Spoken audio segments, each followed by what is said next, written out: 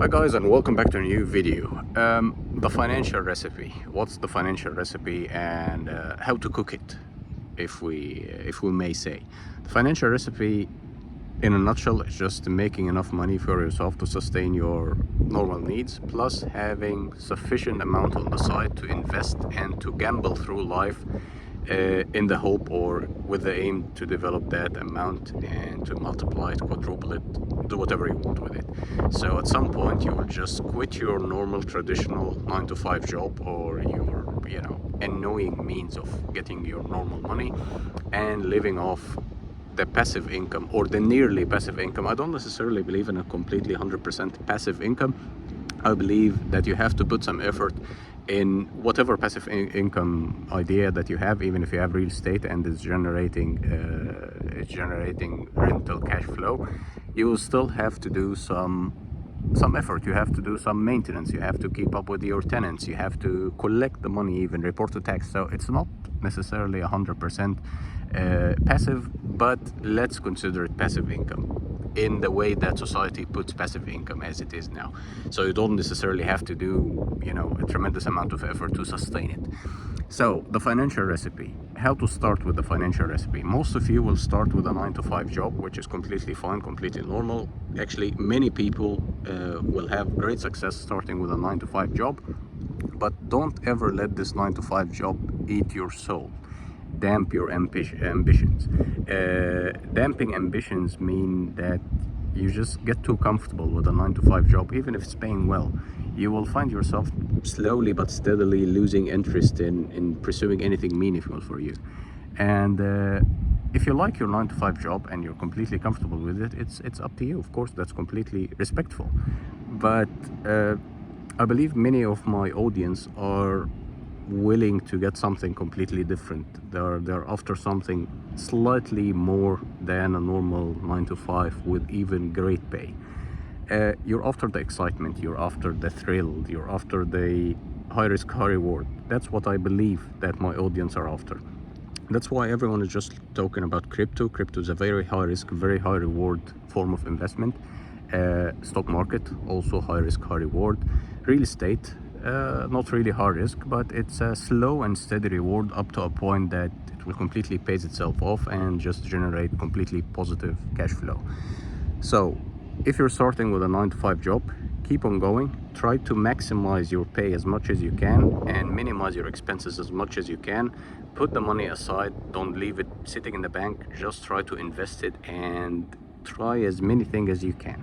You can try with stock market, you can start with crypto, you can start with real estate, you can start with whatever form of investment you want to invest in. And the biggest form of investment is yourself. You have to expand your knowledge. You have to,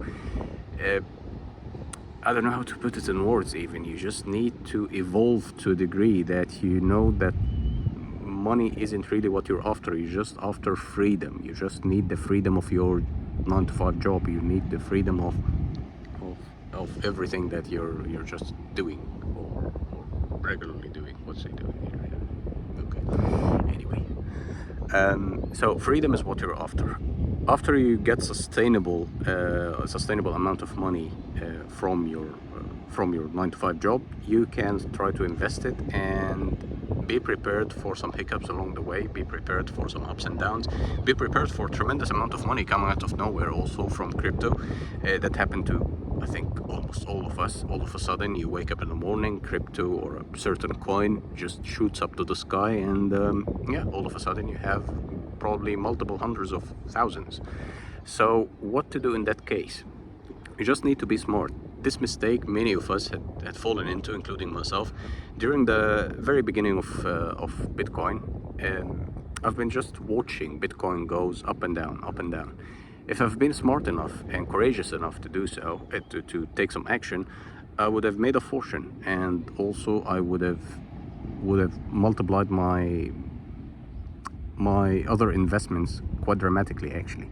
So you have to have the mental capacity that you need to sell at some point, buy again at some point, accept some failures, accept some successes, and own your decisions. So unfortunately, many people in the comments, they're just blaming the government, blaming some financial institution, blaming the bank, blaming the high interest rate. It's not gonna get any better.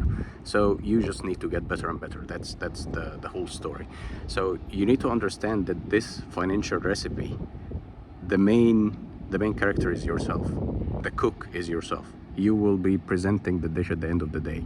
So, and you will eat it. So make it taste good. Make it up to your own taste, and try to refine it and finesse it as much as you can, but not to the point that you get too detailed that you kind of get lost in the whole process. I don't know how to put it. It all might be a bit too deep, but yeah, the financial recipe simply means that you need to own your actions in the financial aspect and act on it. That's as simple as it is. And also you will need to take calculated risks and try to maneuver yourself around these calculated risks as much as you can. And yeah, that's simply it. That's